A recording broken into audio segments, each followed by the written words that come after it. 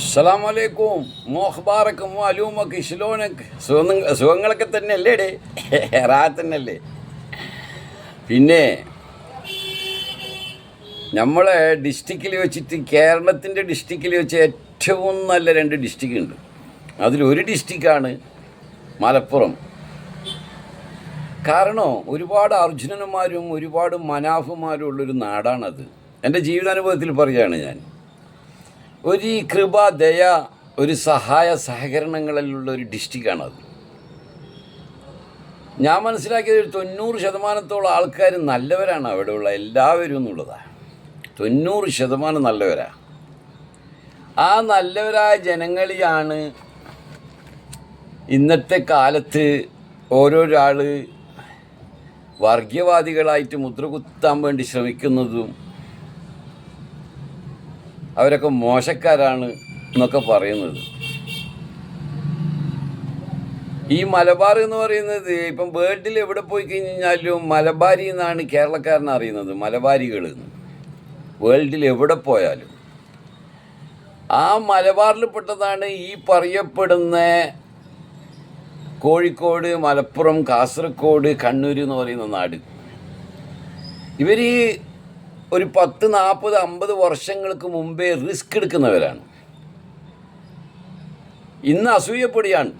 10, 50 വർഷം മുമ്പ് 10 വയസ്സിലും 12 വയസ്സിലും സ്വന്തം ഉമ്മാൻ്റെയും കോന്തല വിട്ടിട്ട് അതിജീവിക്കാൻ വേണ്ടിയിട്ട് പോയവരാണ്.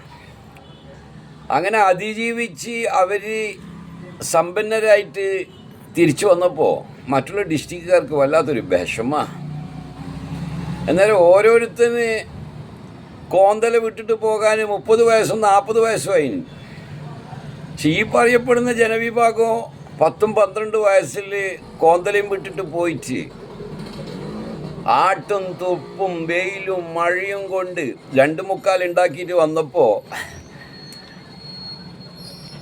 ഉണ്ടാക്കി വന്നവരൊക്കെ കഞ്ചാവ് കച്ചവടക്കാരായി, കള്ള് കച്ചവടക്കാരായി, രാജ്യദ്രോഹികളായി.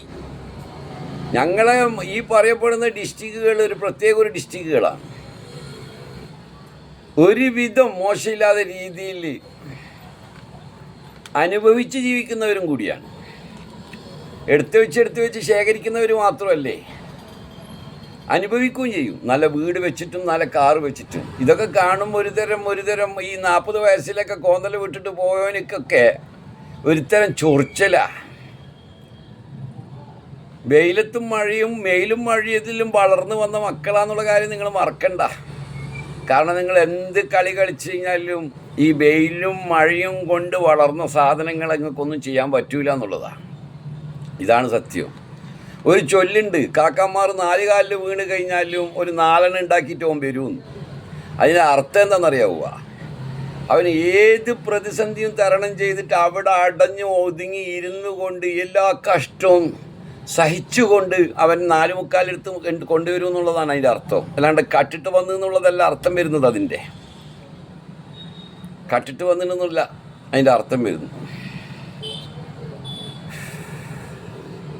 खिलौना जान कर तुम तो मेरा दिल तोड़ जाते हो.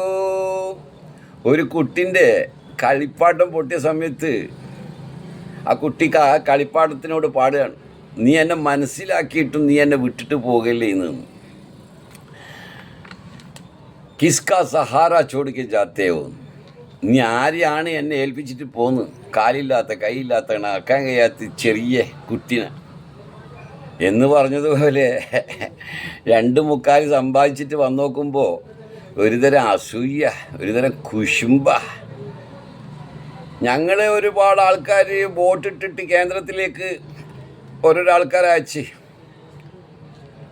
അതിൽ ഒരുത്തൻ പോയിട്ടെന്നാ അങ്ങ് മലമറിച്ച് കളിയും ഞാനങ്ങ് പൊളത്തിക്കളിയും എന്നെല്ലാം പറഞ്ഞ് പോയിട്ട് ഓൻ്റെ പരിപാടി എന്നാ ഓൻ ആടെ പോയി ഇരുന്നിട്ട് അവരെ കൂട്ടത്തിൽ കൂടിയിരിക്കുക.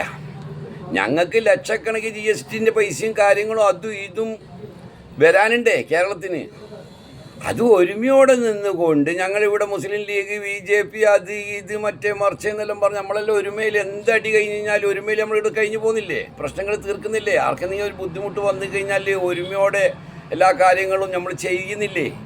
അതേപോലെ നിങ്ങൾ ആരും ആയിക്കോട്ടെ, BJP ആയിക്കോട്ടെ, കോൺഗ്രസ് ആയിക്കോട്ടെ, മാർക്സിസ്റ്റ് ആയിക്കോട്ടെ, നിങ്ങൾ ഞങ്ങളെ കേരളത്തിൻ്റെ സംഗതി നിങ്ങൾ മേടിച്ചിട്ട് വരണേ. അതിനാണ് നിങ്ങൾ അങ്ങോട്ടേക്ക് അയച്ചിട്ടുള്ളത്.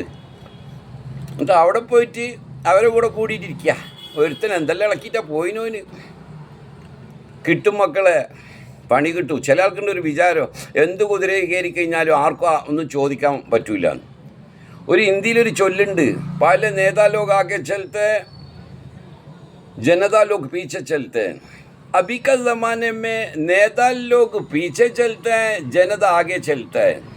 ഇതിൻ്റെ അർത്ഥം പണ്ടത്തെ കാലത്ത് നേതാക്കന്മാർ മുമ്പിലായിരുന്നു, ജനങ്ങൾ ബാക്കിലാണ്. ഇന്നതല്ല, ഇന്ന് ജനങ്ങൾ മുമ്പിലും നേതാക്കന്മാരും ബാക്കിലുമാണ്. അത് നേതാക്കന്മാർ മനസ്സിലാക്കണം.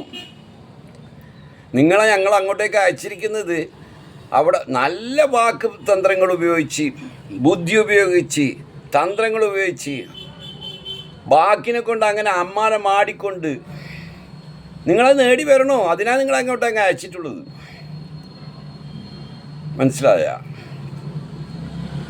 അപ്പോൾ ചില ആൾക്കാരെ വിചാരോ, ആരും എന്ത് കുതിര കളിച്ചു കഴിഞ്ഞാലും എന്ത് പറഞ്ഞാലും ഞാൻ ആരടാ.